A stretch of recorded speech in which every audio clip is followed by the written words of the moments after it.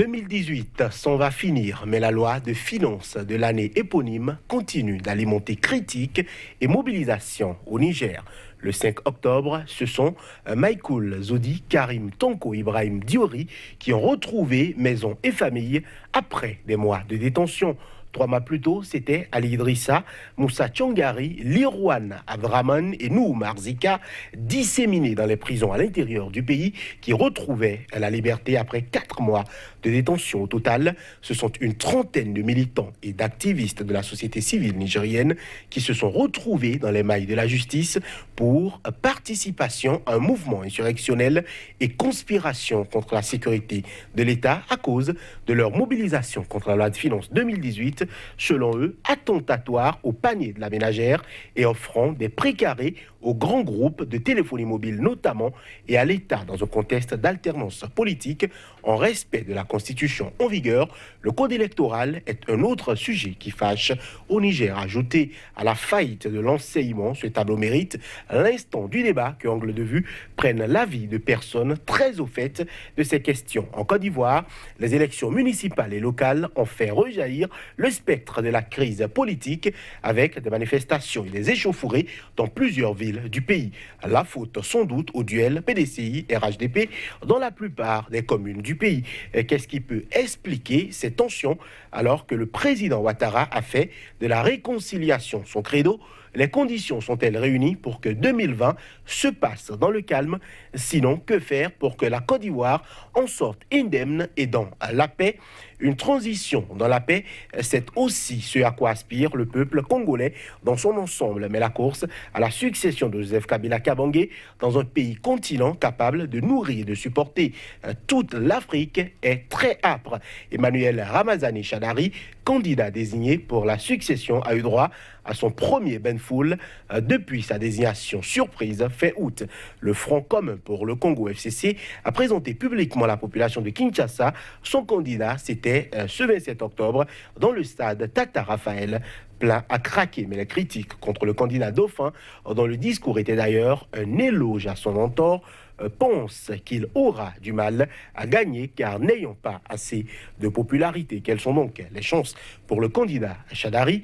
Quid des questions pour aller à ce scrutin devant consacrer la toute première alternance à la tête du pays? Autant de sujets qui seront au menu de votre émission du jour. À toutes et à tous, bonjour et bienvenue. Afrique, mobilisation sociale et élection, les gouvernants en déphasage avec les aspirations de leur peuple. C'est le thème central de cette émission qui opinera sans doute sur d'autres thèmes si le temps le permet. Place au débat, ce sera juste après ceci.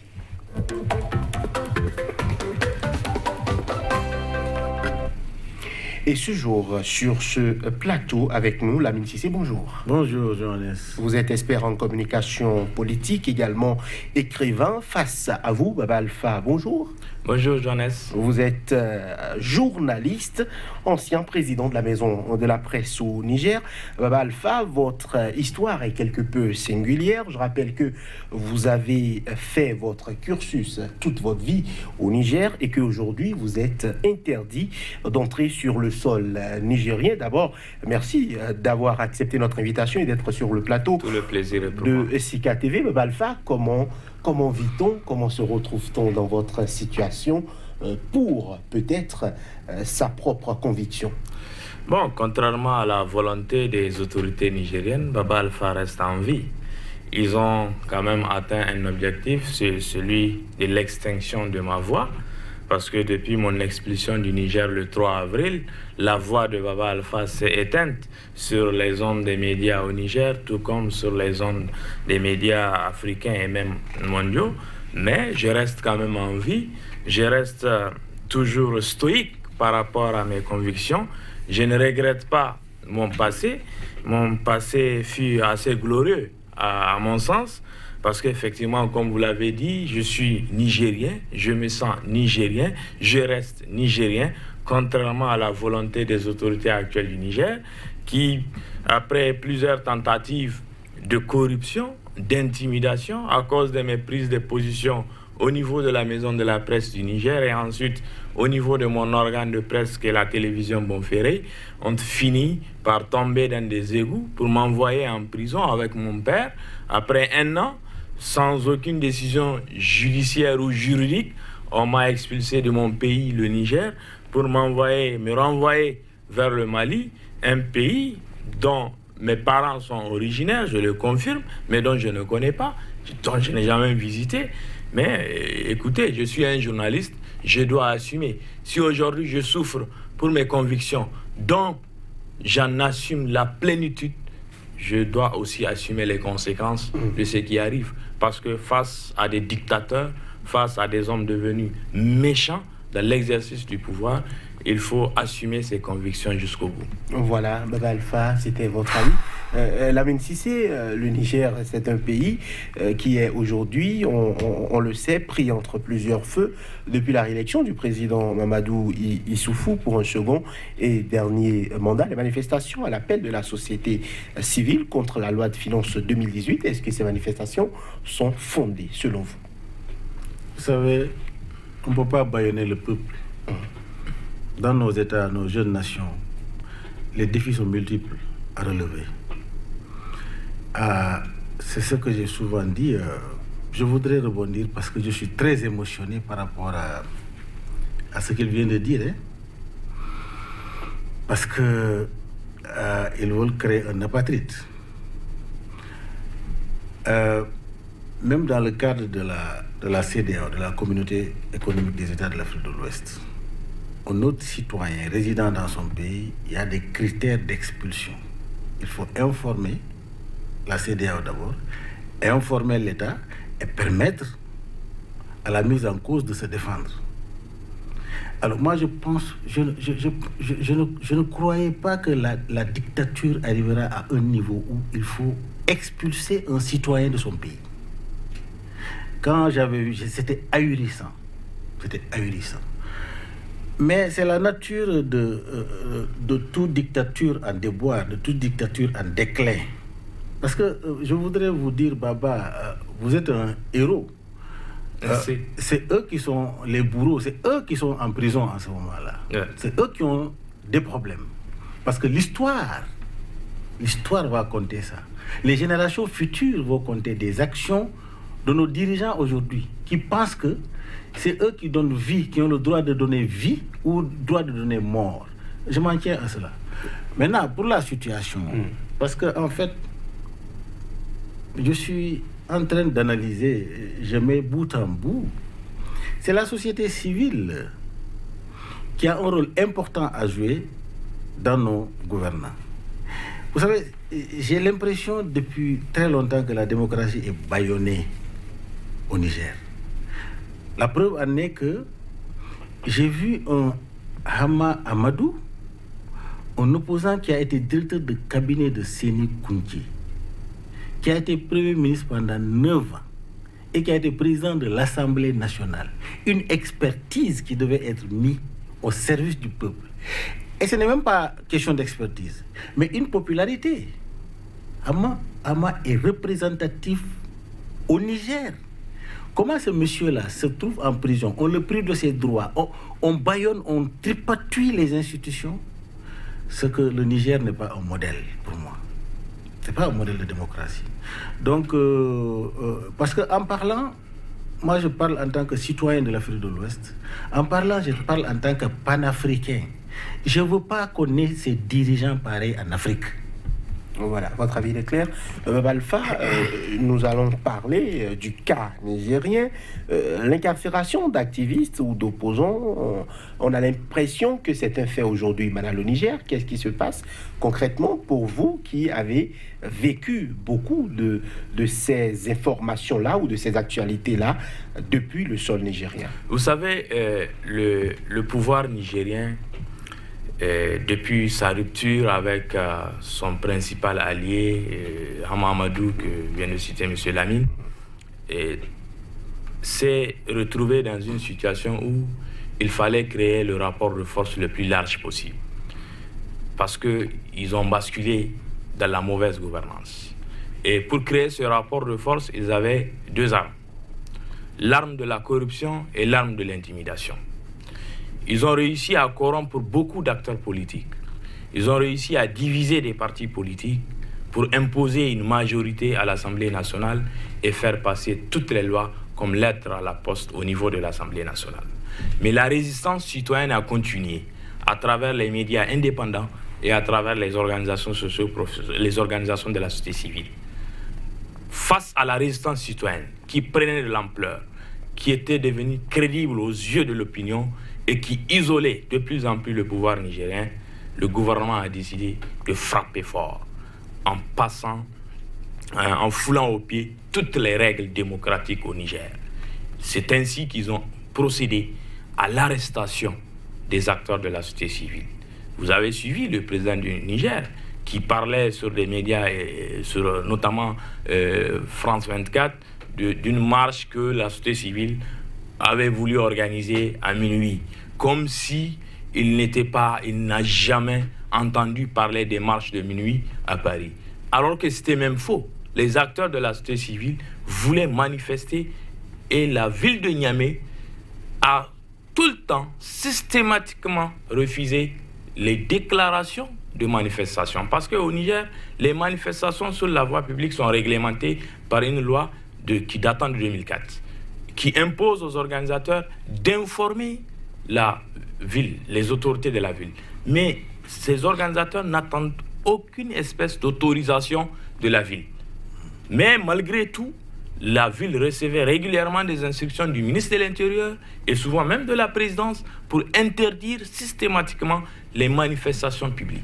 Et face à la récurrence des interdictions, les organisations de la société civile ont décidé à un moment de passer outre ces interdictions qui ne sont pas démocratiques, qui ne sont pas constitutionnelles et qui violent même la loi qui est visée par les autorités qui interdisent ces manifestations. Et c'est ainsi que le pouvoir a saisi l'occasion pour arrêter les principaux acteurs de la société civile nigérienne. Il les a jetés en prison et nous avons vu comment le procès s'est déroulé, nous avons vu comment l'instruction a été conduite et on a donné la preuve au monde entier que la justice au Niger est manipulée parce qu'avant leur jugement, le ministre de l'Intérieur est sorti pour dire qu'ils les ont arrêtés pour leur démontrer à qui appartient la force. Vous voyez, c'est très grave ce qui se passe au Niger, c'est très grave ce qui se passe du point de vue général en Afrique. Il faut que les gens arrêtent. Vous ne pouvez pas arriver au pouvoir par des voies démocratiques et vouloir imposer la dictature comme mode de gouvernance. Les peuples africains ne peuvent pas continuer à accepter cette manière de gouverner comme un roi dans un pays ou dans un système démocratique. Voilà, votre avis il est clair. Lamine Cissé, vous parlez du cas nigérien, bien évidemment, mais on a l'impression qu'on se retrouve dans ce cas-là dans nombre de pays encore sur le continent, notamment le Sénégal. Lamine Cissé l'a souvent déclaré ou l'a souvent critiqué sur nos plateaux. Pourquoi a-t-on l'impression que les dirigeants africains ou les dirigeants africains sous nos tropiques, je parlais de l'Afrique de l'Ouest notamment, on a l'impression qu'ils s'endurcissent dès qu'ils viennent au pouvoir ou que les voies par lesquelles on est venu au pouvoir, ce sont ces voies-là qu'on cherche à couper ou à amputer. Oui, c'est vrai. Vous savez, chaque pays a sa spécificité dans la manière de bâillonner le peuple. Mais ce qui est à la mode aujourd'hui, c'est l'instrumentalisation des institutions de la République. Ouais. Parce qu'en fait, moi je préfère une dictature militaire mais démocratique, où le peuple trouve son compte et qui soit éclairé, qui amène le peuple vers le développement, qu'une démocratie de façade qui est plus dictatoriale que la dictature armée. C'est ce qui se passe dans nos démocraties. Les institutions sont là, ils sont tous au solde du pouvoir. Le problème fondamental est que c'est la peur. Parce que ceux qui viennent gouverner, ils gouvernent mal. Ils gouvernent dans la corruption. Et ils ont peur. Ils ont peur de céder le pouvoir. Et ils sont tellement impopulaires qu'ils savent que par la démocratie transparente, ils vont perdre le pouvoir. Vous savez, un président de la République qui a la bénédiction de son peuple, qui fait des réalisations, qui fait avancer le pays, n'a pas peur de perdre les élections. Évidemment. Parce que vous ne vous reprochez de rien du tout. Mais la gouvernance se fait dans la dictature, dans la torture, dans les assassinats, dans beaucoup de malversations qui fait que les présidents et son clan, ils ont peur de quitter pour que les gens puissent découvrir tout ce qui a été fait. C'est ça le problème. Rawlings n'avait pas peur de quitter le pouvoir. Et puis, c'était une dictature militaire. Il est allé à la démocratisation 10 ans. Il a quitté le pouvoir haut la main. Aujourd'hui, il conduit sa voiture dans Accra. Tout le monde l'applaudit. Mais pourquoi nos dirigeants ont peur de quitter? Et ils tremblent parce qu'ils sont impopulaires. C'est ça la réalité. Voilà. Aujourd'hui, on a l'impression qu'il y a un autre problème en lien avec le code électoral. Quel est-il? Est-ce qu'aujourd'hui, il y a consensus autour des institutions devant, je dirais, arbitrer ou pourquoi pas donner, je dirais, tous les angles qu'il faut pour que l'alternance se passe au mieux en 2021? La réponse à cette question, elle est dans les propos que vient de tenir M. Lamine. Le pouvoir du Niger a peur, les autorités actuelles ont peur de quitter le pouvoir. Le président Issoufou est à la fin de son deuxième mandat constitutionnel. En 2021. Il va partir, qu'il le veuille ou pas, il sait qu'il ne peut pas continuer. Au Niger, ce n'est plus possible. Mais il veut organiser des élections tropicalisées comme il l'a fait en 2016. Choisir quelqu'un, l'imposer. Alors pour le faire, il faut agir parce que lui étant devenu très impopulaire au Niger, il ne peut pas avoir un dauphin populaire, ce n'est pas possible. Tous sont précarés et aujourd'hui les mains sales. Ils sont devenus des milliardaires en quelques années, alors qu'on les connaissait il y a quelques années, ils étaient des coursiers à Niamey.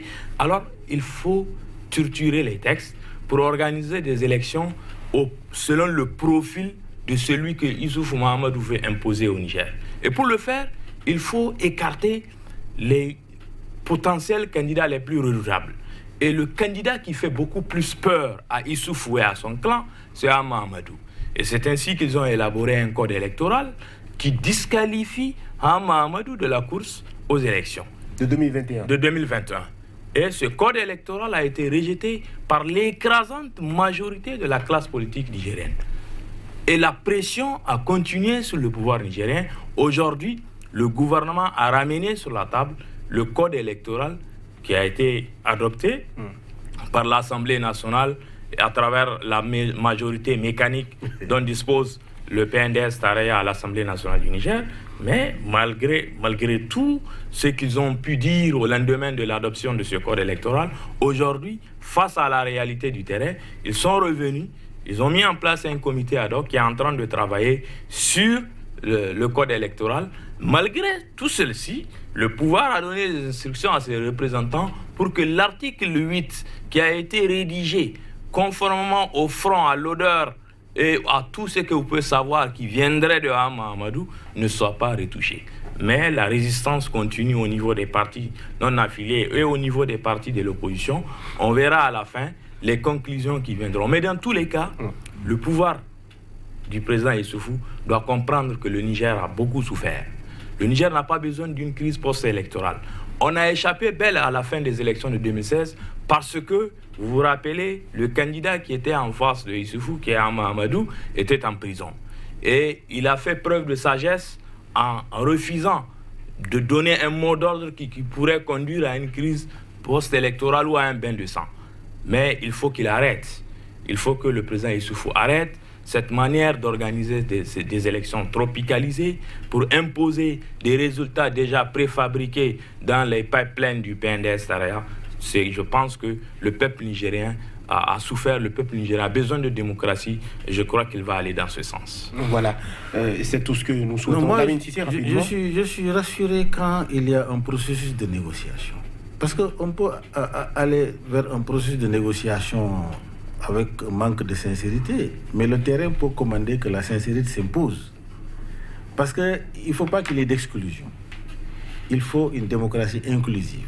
Il faut la participation de tout le monde. Je crois que c'est l'Union européenne qui conduit ça ou bien. D'après les informations que j'ai reçues. Oui, on parle d'une pression, en tout cas de l'Union européenne et au-delà de certaines organisations, même africaines. Voilà, nos institutions africaines s'y mêlent. Parce qu'en fait, j'appelle au bon sens de Youssouf. Parce qu'en fait, le monde là, c'est un village planétaire. On ne peut pas fuir et aller se cacher ailleurs. Yeah. Il devait préparer le Niger de demain. Pour que le Niger de demain soit un Niger de paix et de stabilité. Il ne peut pas se faire, ce Niger-là ne peut pas se faire sans les Nigériens, d'une façon inclusive, pas d'une façon exclusive. Voilà, en RD Congo, le 23 décembre 2018 doit consacrer la toute première alternance à la tête du pays. C'est assez bizarre, cela n'est jamais arrivé depuis que la RDC est libre, on va le dire ainsi, mais les conditions devant aboutir donc à cette alternance continuent d'alimenter la polémique, notamment le cas de la machine à voter qui est une trouvaille inédite de la CENI et qui n'est pas contenue dans le code électoral congolais. Quel est votre avis là-dessus, Baba Alpha? Bon, vous savez que c'est illégal, cette histoire de machine à voter. Vous ne pouvez pas organiser des élections sur la base des dispositions qui ne sont pas réglementaires. La machine à voter ne fait pas partie des dispositions du code électoral de la RDC. Mais vous savez que Joseph Kabila, c'est un secret de polichinelle. Il n'a jamais voulu quitter le pouvoir. Aujourd'hui encore, il ne veut pas quitter le pouvoir. Il a choisi un dauphin, il veut aussi l'imposer. Pour l'imposer, il faut avoir une machine électorale au niveau de la RDC dont il ne dispose pas. Alors, si on n'a pas une machine électorale, il faut avoir une machine à voter. Et c'est ces machines à voter qu'il a trouvées. Et pour certainement organiser un hold-up électoral pour pouvoir imposer Chadari. Mais il faut se dire que la communauté internationale qui exerce cette pression sur Kabila et sur le pouvoir congolais doit continuer à cette pression, parce que la RDC a beaucoup souffert. Vous l'avez dit dans votre introduction, c'est un pays qui peut nourrir toute l'Afrique. Mais aujourd'hui, à cause de cette manière de gouverner ce pays, à cause de cette volonté d'imposer une dynastie en RDC, malheureusement ce pays souffre. Et nous avons en face de Joseph Kabila une opposition qui traîne les pas, une opposition qui n'arrive pas à s'entendre sur l'essentiel, une opposition qui va en rang dispersé, qui ne sait pas de quel est le principal objectif qu'elle doit avoir pour aller aux élections. Aujourd'hui, elle tâtonne, elle va de réunion en réunion. On voit l'IDPS qui prend des positions, une position rougeâtre la veille, le lendemain, c'est une position jaunâtre. En fait, ça pose problème. Il faut que les acteurs politiques congolais s'entendent sur l'essentiel pour reconstruire leur démocratie, pour permettre au peuple congolais de vivre le bonheur dont a vécu le peuple burkinabé qui s'est débarrassé à un moment de l'histoire de ce pays d'un dictateur. Voilà. Lamine Cissé, Lamine Cissé, je connais votre position par rapport à la RD Congo. Je sais que Baba Alpha ne vous a pas du tout caressé dans le sens des poils. On va le dire comme ça. Je vais vous demander, Lamine Cissé, aujourd'hui, est-ce qu'on doit aller à ces élections-là, advienne que pourra, avec cette machine à voter? Vous savez, moi, quand je fais une analyse globale de la situation du Congo, moi, je ne place pas la situation du Congo dans le cadre d'une démocratisation ou d'une démocratie. Parce qu'en fait, elle est de façade, mais la réalité du Congo, le problème du Congo, c'est des multinationales. C'est des multinationales qui créent de l'opposition, qui veulent avoir la main dans la soupe et ne pas permettre au peuple congolais de bénéficier de cette soupe-là. Que faire? Voilà. C'est ça le problème fondamental. Aujourd'hui, quand Kabila dit « je ne veux pas que l'Union européenne, vous n'allez pas financer mes élections, je veux une indépendance », qui tape sur la table aux Nations Unies pour dire « prenez vos militaires et partez, on n'a pas besoin de vous ». Parce que nous savons ce que ceux-là font au Congo. Mais le Congolais ne... Cette position est-elle normale selon vous? Non, c'est ce que je voudrais dire. Le problème du Congo, c'est la décolonisation économique du Congo.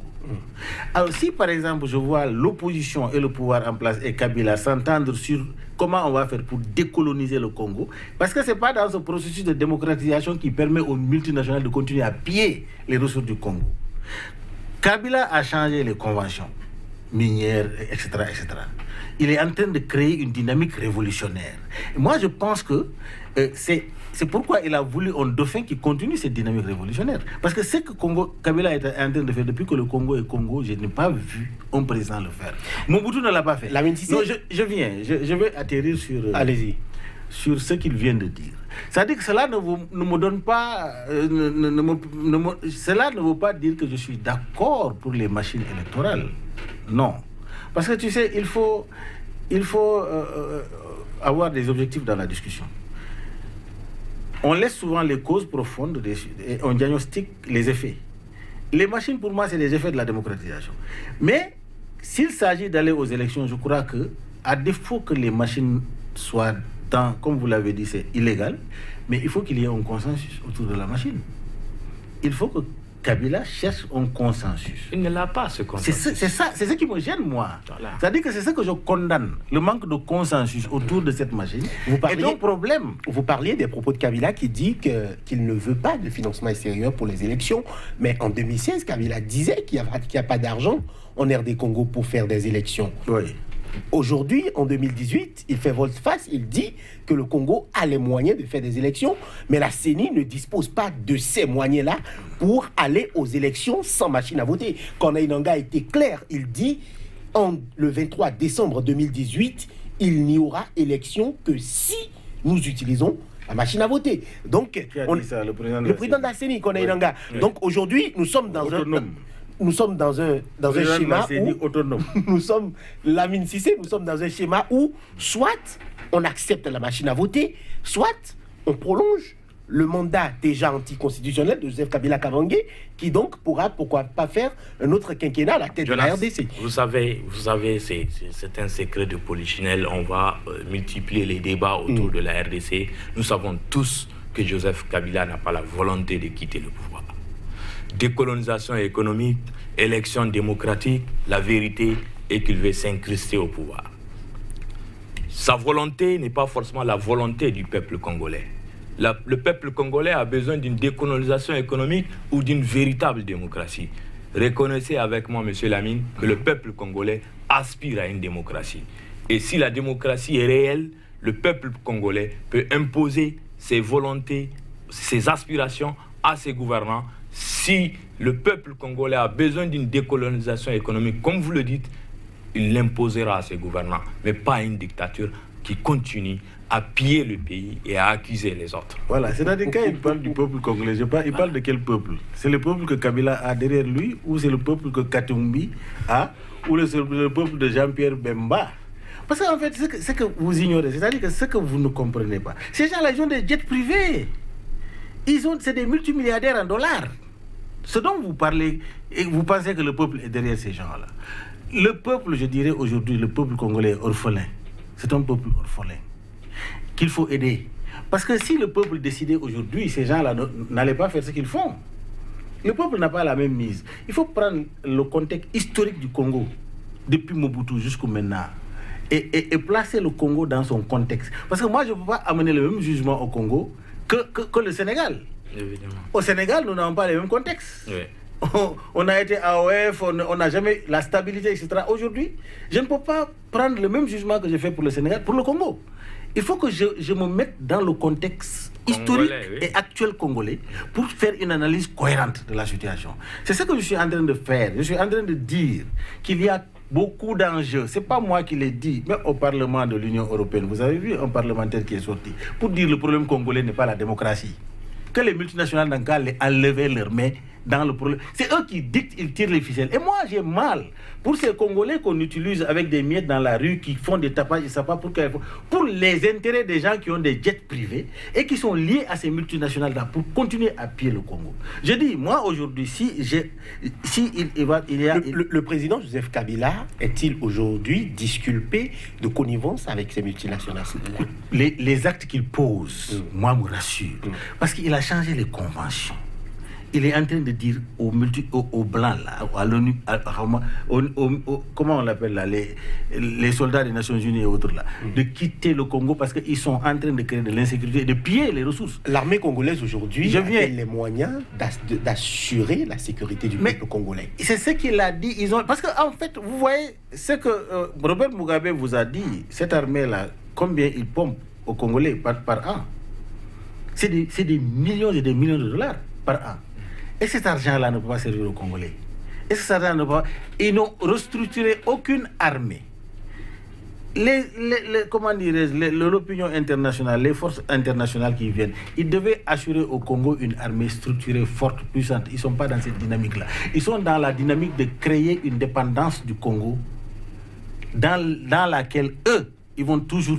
Vous savez, ce que je dis, d'une façon claire, ce n'est pas tous les Congolais qui puissent faire des analyses aussi rationnelles. Vous le savez et moi je le sais, sur ce plateau-là.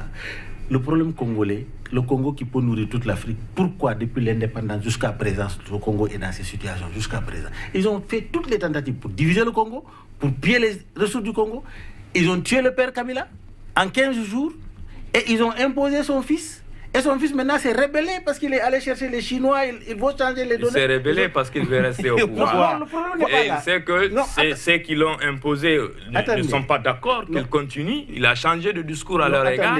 Il s'est rébellé contre eux. C'est normal qu'il y ait des intérêts. Le Congo voisin. Et c'est le même Kabila qui a travaillé avec toutes ces multinationales. Le Congo voisin. Le Congo voisin. Oui. Il a fait combien d'années dans le pouvoir? Sassou Nguesso. Ils l'ont maintenu, ils ont révisé la constitution, ils ont dit reste le pétrole congolais parce qu'il leur permet. Mais lui, il ne s'est pas révélé. Gabon, on va toucher le cas du Gabon. Bongo, quand il s'est révélé, mais ils ont dit il faut qu'il parte. Ce que nous savons, nous le savons. Non, parce que le père... Je ne suis pas là en train de soutenir l'implication ou l'immixtion des multinationales dans la gestion des ressources économiques de nos pays. Mais je ne suis pas aussi d'accord qu'on reste félon pendant 10 ans, parce qu'on veut aller à 12 ans, à 17 ans. Là, on décide de se rebeller parce que les partenaires d'hier ne sont pas d'accord. Pourquoi ils ne sont pas d'accord? Parce que vous vous êtes rebellé économiquement. Vous avez changé les données économiques. Voilà. C'est pourquoi ils vous ont dit de partir. Quand Kabila, je me rappelle, quand Kabila fils a donné le pays aux Chinois, il a appelé les Chinois pour... Mais c'est la Banque mondiale qui a crié d'abord, avant les autres institutions. C'est à partir de ce moment-là qu'ils ont commencé à combattre cette chose. C'est à partir de ce moment-là l'opposition a commencé de plus en plus à être forte. Ils instrumentalisent. Lamine Sissi, est-ce que vous êtes d'accord que nous sommes en train de parler d'un président qui ne devrait plus être à son poste? Je ne veux pas qu'il reste à son poste. Là, je suis clair là-dessus. Kabila doit partir. Il doit donner un modèle de démocratisation. Mais aujourd'hui, les moyens pour qu'il parte dans la paix et dans la sécurité ne sont pas garantis. On parle des multinationales ou pas, on oublie de dire la Je suis d'accord avec vous pour dire que ces machines-là, c'est des machines à problème. Voilà. Je dis qu'il doit avoir un consensus autour de ces machines-là. Sinon, moi-même, ça me pose un problème. Mais c'est l'État central. La démocratie doit être d'abord consensus. Si la loi ne réglemente pas, le consensus doit prévaloir. Le consensus, c'est impossible parce que la majorité des candidats a dit qu'elle ne veut pas de cette machine à voter. Il doit reculer. Donc c'est fini. Je suis d'accord avec vous sur ce point. Mais ils ne le font pas. Donc, la c'est les conditions pour qu'il y ait la paix tranquille, une élection transparente et crédible ne sont pas réunies, ne sont toujours pas réunies, alors que nous sommes à quelques semaines de ce scrutin-là. Nous allons parler aussi de la Côte d'Ivoire, si vous le voulez bien, messieurs. Ne cédez pas aux manipulations, ce sont là les mots du Sphinx de Daoukro. Henri Colombidier devant les élus du PDCI, c'était donc dans son fief même, natal à Daoukro, plus de 100 recours, il faut le dire, ont été déposés pour ces municipales et locales à la Cour suprême. Qu'est-ce qui explique l'effervescence autour de ces élections-là, Lamine Sissi? Oui, moi je pense que cette rupture, chacun veut montrer un peu sa force, chacun veut avoir la même mise sur ses fiefs. Vous savez, le PDCI, moi je me réjouis d'ailleurs que le PDCI et le RHDP, RDR, n'est-ce pas, se montrent les deux forces politiques. Parce que ça confirme un peu ce qui s'est passé aux élections avec Gbagbo. Parce que quand j'ai vu ces deux forces se lier contre Gbagbo, j'ai dit il n'a pas de chance. Parce que le terrain, c'est le terrain qui commande. Et la preuve aujourd'hui, les résultats du FPI, vous avez vu, c'est minable, c'est insignifiant. Ce qui veut dire que encore que ça dépend de quel FPI, parce que, quoi qu'on dise, le FPI, Laurent et Simone Gbagbo n'est pas allé aux élections. Il n'y a que le FPI, Pascal Affi N'Guesson, Non, même ça, même s'ils sont allés aux élections, c'est-à-dire que l'eau a coulé sous les ponts. Parce qu'il y a beaucoup de progrès, il y a beaucoup de nouvelles hommes politiques, de nouvelles personnalités sur le terrain qui ont montré aux populations d'autres manières de gouverner. Tout à fait. Alors, ce que je voudrais tout simplement dire est que peut-être qu'il y va de la vitalité de la politique. Jusqu'à présent, la Côte d'Ivoire reste un pays fragile. Parce qu'en fait, je me pose la question, j'ai fait plusieurs visites là-bas. Le temps de Gbagbo, et après Gbagbo, j'y étais là-bas, 5 ans après, j'y étais là-bas, j'ai vu des améliorations, des gens qui montrent le satisfait que le pays avance. Ok? Déjà, je ne sais pas, nous sommes à quel niveau, mais moi je pense que les élections municipales locales ont toujours attisé ces genres de tensions. Parce que c'est des personnes locales qui s'affrontent. Voilà. Ça a toujours été comme ça. Baba Alpha, 92 mairies et 18 régions pour le RHDP du président et 50 mairies et 6 régions pour le PDCI. Est-ce que c'est une victoire effective pour le RHDP ou c'est quand même, je dirais, pourquoi pas un camouflet? Bon, si on analyse les chiffres d'abord du taux de participation, parce que moi j'étais en Côte d'Ivoire au cours de ces élections, j'ai vécu en tout cas les 72 heures avant et après, 24 heures après ces élections. Donc vraiment j'ai vécu un peu la fièvre électorale et j'ai vu que le taux de participation est assez faible. Donc il est difficile aujourd'hui d'affirmer que les forces en présence ont mesuré leur capacité ou leur véritable poids électoral. Mais la réalité est que le RHDP sans le PDCI est aujourd'hui affaibli. Le PDCI n'étant plus au RHDP n'aura plus cette force parce que le RHDP a réussi à diviser le PDCI. Parce que même certains caciques du PDCI, plusieurs cadres, qui ne voulaient même pas partir au RHDP, sont allés aux élections en tant qu'indépendants. Et beaucoup d'entre eux qui ont gagné le scrutin dans leur commune ou dans leur région, en tout cas visiblement, selon ce que j'ai constaté, sont en train de se diriger vers le RHDP. Mais ce qui est inquiétant, c'est qu'il faut remarquer que dans la commune d'Abidjan, le PDCI a quand même remporté Cocody et Plateau. Cocody, c'est la commune la plus riche de la ville d'Abidjan. Le PDCI a aussi remporté Yamoussoukro, la capitale politique. Donc, il y a aujourd'hui des raisons de croire que la bataille sera hardie entre le RHDP et le PDCI. En 2020. Voilà. Et l'élément inconnu, c'est le comportement que va avoir les militants du FPI. Les militants FPI, Laurent Gbagbo, et le sort qui sera réservé à Guillaume Soro dans le cadre de ce... Parce que... Tout à fait. Voilà. Ses ambitions présidentielles sont intactes. Rien ne démontre que Alassane Ouattara est prêt à faire de Soro son dauphin. Bédié, c'est la rupture. Et Alassane Ouattara propose que lui et Bédié soient au banc de touche en 2020 pour laisser à la jeunesse d'émerger. C'est quelle jeunesse? Guillaume Soro croit que c'est lui, cette jeunesse. Je vois d'autres acteurs politiques ivoiriens qui pensent que, comment il s'appelle, Bakayoko de Adjamé, Ahmed Bakayoko aussi, le ministre Ahmed Bakayoko est un potentiel aussi candidat. On verra tout ceci, mais je sens que ça risque d'être très difficile pour Alassane Ouattara de gérer les élections de 2020. Voilà. Alors, l'analyse est cohérente.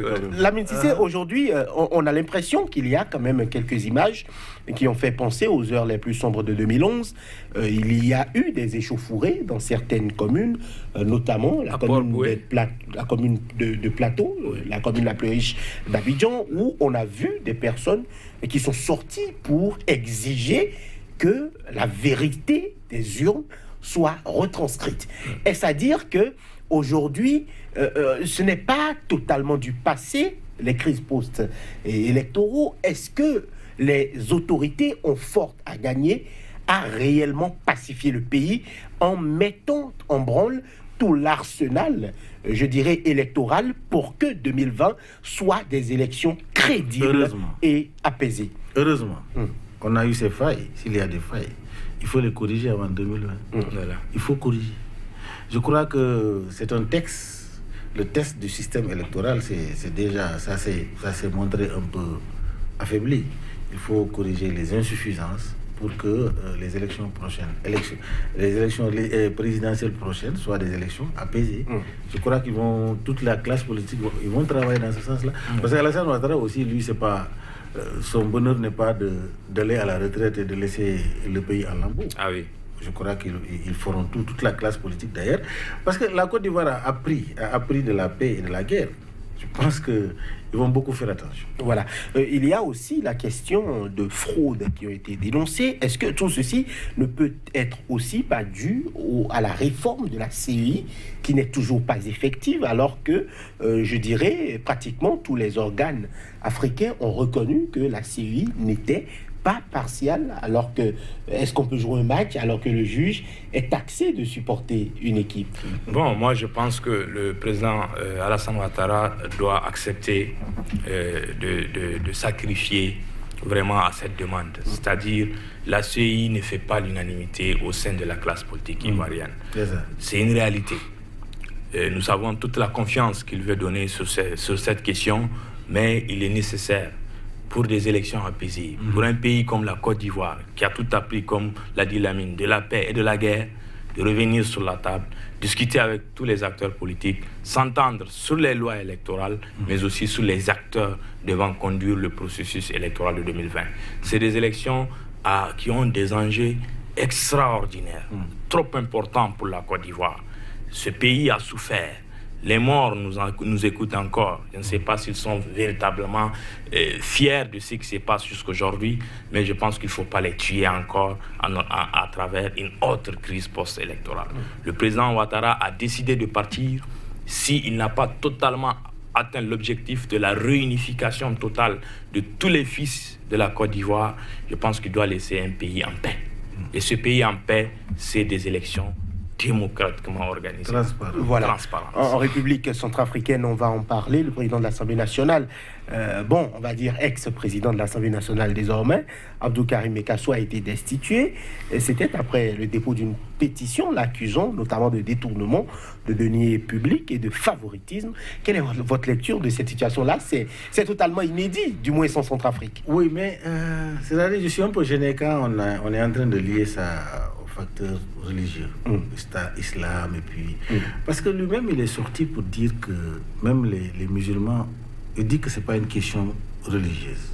Lui-même, le président de l'Assemblée nationale, pour calmer les populations, pour leur dire que même il y a des musulmans députés qui ont voté contre lui. Donc, est-il coupable ou pas? Maintenant, j'ai entendu qu'il dit qu'il va faire recours parce que... Il a intenté un recours. Très bien. Alors, moi, je pense que ce pays-là est très fragile. Très fragile. Le pays n'a pas des institutions qu'il faut. Les institutions ne sont pas fortes. Le pays est toujours sous contrôle. Il y a toujours les rebelles qui contrôlent d'autres partis. Donc, si on vient rajouter à cette institution qui peut peut-être impulser la dynamique de paix, c'est inquiétant. C'est inquiétant. Nous sommes dans une spirale. Et puis, il y a la France qui est là, je crois. Et puis il y a des enjeux. Vous savez, tous les pays frontaliers à la Centrafrique, je crois, sauf le Cameroun, tous les autres pays ont connu des crises majeures. Alors donc, je crois que tous ces facteurs-là jouent sur la stabilité de ce pays-là. Voilà. Aujourd'hui, en Centrafrique, on a des députés qui peuvent entrer au Parlement avec des armes, qui peuvent tirer en l'air, alors que nous sommes dans un contexte où on appelle à la paix, où on veut continuer le processus de pacification du pays. Est-ce que, est-ce que cette destitution-là peut avoir une influence sur la durée, parce que, quoi qu'on dise, Abdou Karim Mekasso est musulman issu du quartier PK5, élu député à l'Assemblée nationale avant d'être proposé et être élu président. Bon, vous savez que, je ne sais pas si vous le savez, mais cette question de destitution de Abdou Karim Mekasso, c'est deux puissances étrangères qui se sont affrontées, c'est la France et la Russie. Abdou Karim Mekasso serait un pion de la France, alors qu'Archange Touadéra est de plus en plus en bonne entente avec la Russie, et que la Russie ne souhaite plus avoir Abdou Karim Mekasso à la tête de l'Assemblée nationale centrafricaine, parce que plusieurs lois qu'aurait proposé le gouvernement d'Archange Touadéra ont été rejetés sur influence de Abdelkarim Meïga-Soar. On a estimé que tout ce dossier pour le destituer était monté de toutes pièces, mais en réalité, il y avait des dessous. Mais la réalité, du point de vue politique, moi je trouve que c'est normal. Si ceux qui dirigent estiment qu'il y a des manquements dans la gestion des deniers qui lui sont confiés en tant que président de l'institution parlementaire et qu'il faut appliquer l'article 12 du 14 mars 2017, il n'y a pas de souci. Il n'y a pas de souci. Mais du point de vue politique et social, ça pose un problème. C'est vrai qu'il ne faut pas lier cette question à sa religion et que lui-même, dans ses premières déclarations, a souligné que ceci, mais j'ai lu la réaction du FRPC qui soutient Meïga-Soar et nous avons entendu des armes qui ont retenti au lendemain de sa destitution. Et aujourd'hui, je crains que le regain de tension que nous avons constaté depuis le 1er octobre jusqu'à la date de sa destitution ne puisse pas exploser. Parce que, quoi qu'on dise, certains musulmans se sentiront écartés de la gestion du pouvoir, alors que c'était une entente pour équilibrer, en tout cas, les pouvoirs en Centrafrique. Voilà, donc ça risque de poser des problèmes. Voilà, ce sera déjà tout pour le compte de cette émission. Vous êtes Baba Alpha, journaliste, ancien président de la maison de la presse du Niger. Face à vous, Lamine Cissé, écrivain, expert en communication politique. Messieurs, merci d'avoir été là. Merci à vous de nous avoir suivis. À très bientôt pour un autre numéro de votre émission Angle de vue. D'ici là, portez-vous bien. Merci.